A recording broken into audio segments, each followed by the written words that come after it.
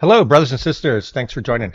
I just came across a sad story out of Florida, and I thought we should talk about it. So let's see what we think about this. So this is in the Space Coast Daily. That's a great name for a paper or a website or whatever. The Space Coast Daily. This might be the first story I've done from them. And the headline of the story is Watch Illegal Alien Semi Truck Driver's Illegal U-Turn on Florida Turnpike Leaves Three Dead After Horrific Crash by Space Coast Daily.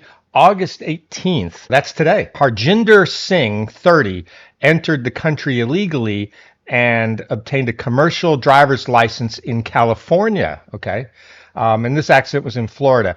And so Harjinder Singh, so he's an Indian, I think, probably.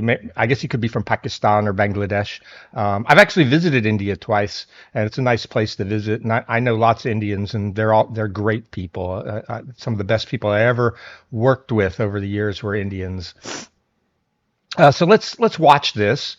Let's see how it goes. It looks like it says you can watch it. So let's see what the story says.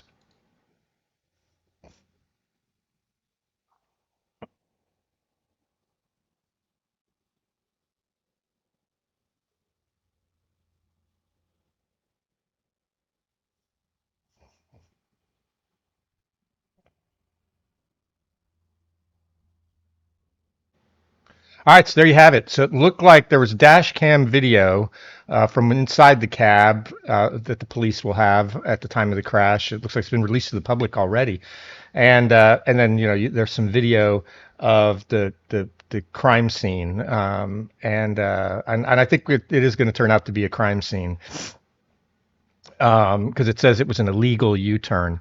All right, so let's see. Dashcam video. Illegal alien semi-truck driver Harjinder Singh, 30, has been charged with homicide after a horrific crash on the Florida Turnpike last week that claimed lives of three people when a minivan collided with a tractor trailer that had attempted an illegal U-turn across the highway.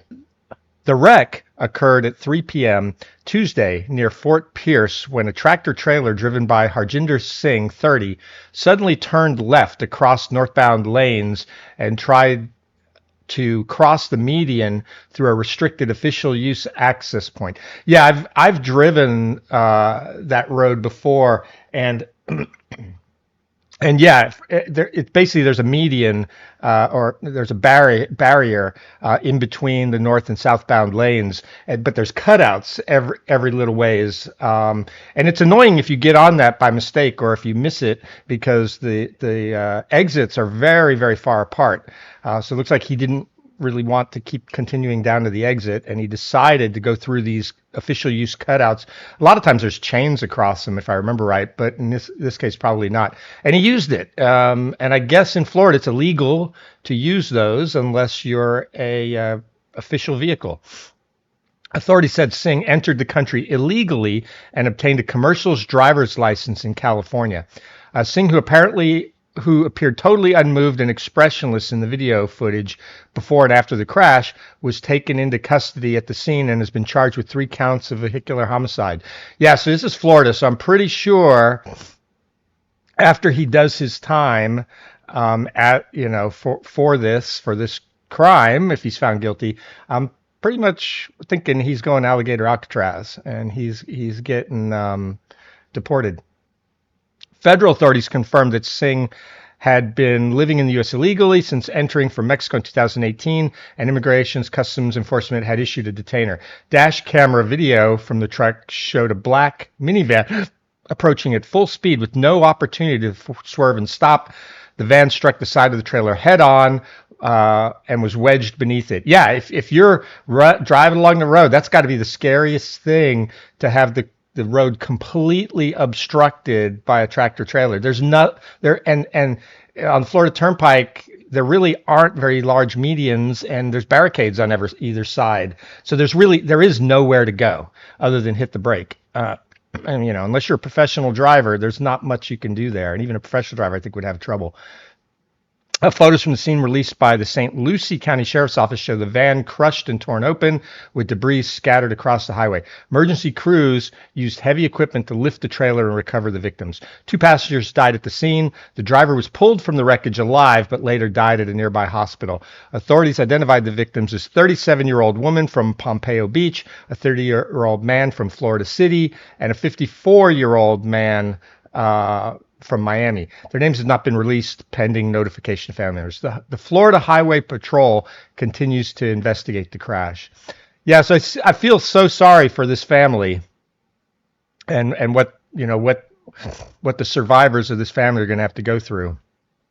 And I've said this before. This is another example of why everyone in the country illegally should be deported. Everyone. As soon as I hear the words, they're in the country illegally, or I hear, the left likes to soften it with their kind of doublespeak from George Orwell, and they're the undocumented, or they're just migrants. They love to say they're just migrants and mix legal folk in with non-legal folk. No, they're here illegally. The actual correct term, I believe, is still illegal alien in the law. And tell me if I'm wrong in the comments. And so we should deport them all. If you come to this country legally, God bless you, great, have a great time, be a productive member of the society, great. If you come here illegally, we should kick you out. That's all I need to hear. The whole thing about, but it's a refugee and their country is bad. Every country is worse than America. I believe it. America's the greatest country in the world, 100%. But we can't take everyone. And it's an exploit to say they're a refugee, because as soon as they say they're a refugee, now it takes years to get through the courts to get rid of them. And then after 4 or 5 years, they're like, we should just let them. They've already been here for 4 or 5 years. No, as soon as we find out that they have non-legal status, they should be deported from the country. And that's it. I don't need to hear anything else. And if we had done that, there are 3 people from Florida who would be alive today. And so I'm all for it.